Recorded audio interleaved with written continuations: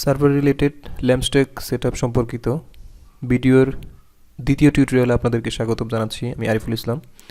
গত পর্বে আমরা Nginx setup, PSP, MySQL installation সম্পর্কে আপনাদেরকে আইডিয়া দিয়েছিলাম এবং সেখানে একটি লারাভেল অ্যাপ্লিকেশন ডেপ্লয়মেন্ট করে আপনাদেরকে দেখিয়েছিলাম। তো আজকে আমরা দেখব কিভাবে আমরা লারাভেলে অর্থাৎ আমাদের Nginx সার্ভারে কিভাবে ডোমেইন সেটআপ করতে পারি এবং সেখানে SSL ইনস্টল করতে পারি।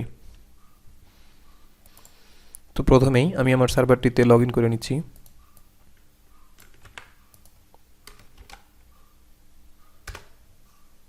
সার্ভারটিতে লগইন হয়ে গেছে। তো আমি যদি এখন আমার ডিরেক্টরিতে চলে যাই,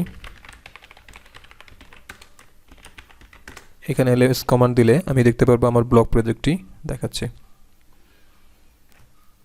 এবং আমার বর্তমান সার্ভারের আইপি যদি আমি খুঁজে পেতে চাই সেক্ষেত্রে এই কমান্ডটি দিলেই হবে। আমি এটাকে কপি করে আমার ব্রাউজারে পেস্ট করতেছি। আপনি দেখতে পারবেন এক একটি প্রজেক্ট এখানে রান হচ্ছে। আমি এখানে যদি লগইন করি,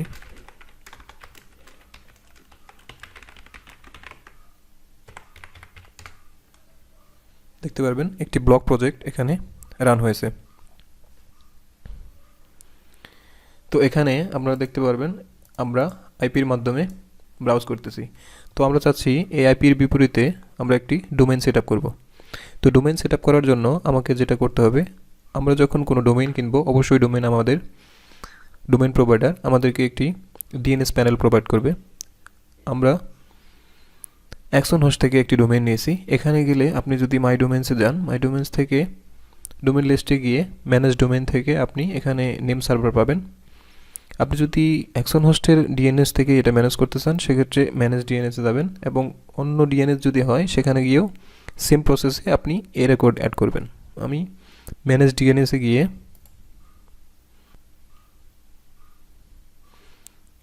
এডিট অপশনটাতে যাচ্ছি। আপনারা যদি এ রেকর্ডে অলরেডি অ্যাড করা থাকে সেখানে এডিট করবেন, আর না থাকলে এ রেকর্ড সিলেক্ট করে সেখানে আইপিটি বসিয়ে দেবেন, অর্থাৎ আপনার বর্তমান সার্ভারের যে আইপি সেটা বসিয়ে দেবেন। এখানে অবশ্যই HTTP এবং অন্যান্য কোনো সাইন থাকবে না। এটা আপডেট করে নেবেন।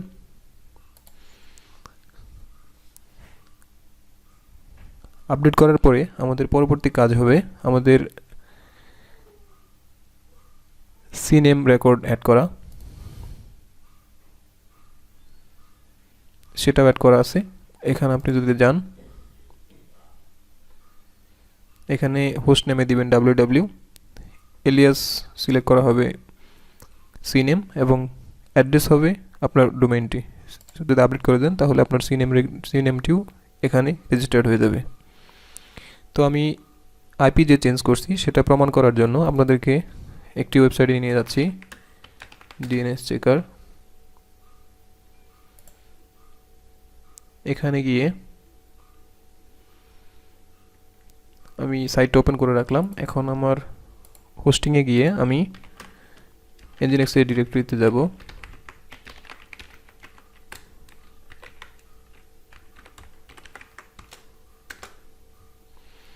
এখন এখানে আমার সাইটের ইউআরএলটি দিতে হবে।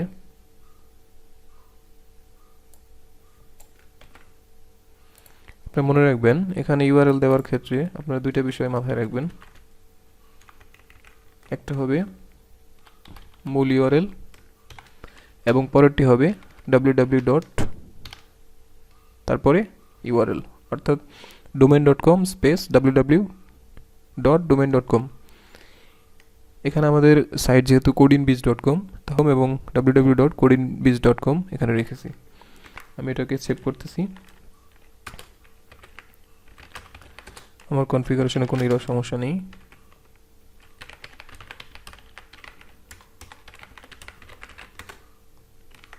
এখন আমি আমার ডোমেইনটিকে ডিএনএস চেকারে গিয়ে পেস্ট করব। দেখেন আমার নতুন সার্ভারের আইপি অর্থাৎ 175 সেটা চলে আসছে। এখন যদি আমি codinbiz.com এ চলে যাই, আরেকটি ট্যাব ওপেন করে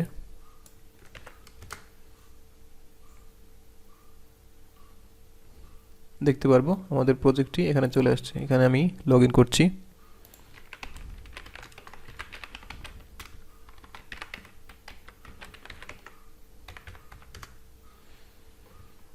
দেখেন আমাদের প্রজেক্টটি এখন ডোমেইনের মাধ্যমে সার্ভ হচ্ছে, অর্থাৎ ইউজাররা ডোমেইনের মাধ্যমে সহজেই ইউআরএলটিতে ভিজিট করতে পারবে।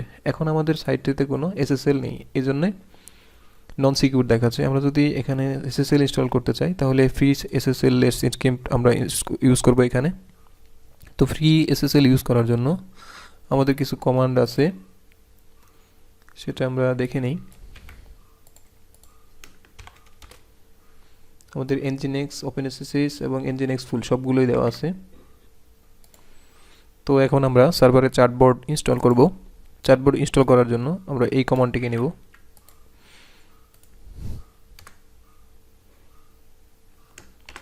y দিচ্ছি,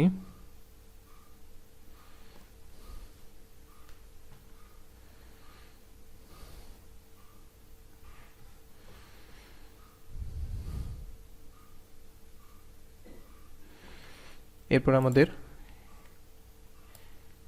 যে কমান্ডটি দিতে হবে তা হলো এটাকে আমি মডিফাই করে নিচ্ছি সার্ভারে পেস্ট করার আগে।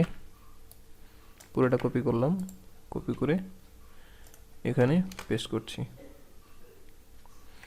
আমার ইমেলটি দিলে নিলাম,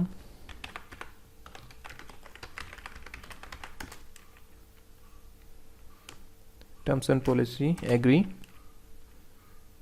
নো, অর্থাৎ এটা যদি আপনি ইয়েস দেন তাহলে আপনি প্রমোশনাল মেইল পাবেন। আমি চাচ্ছি না মেইল আসুক।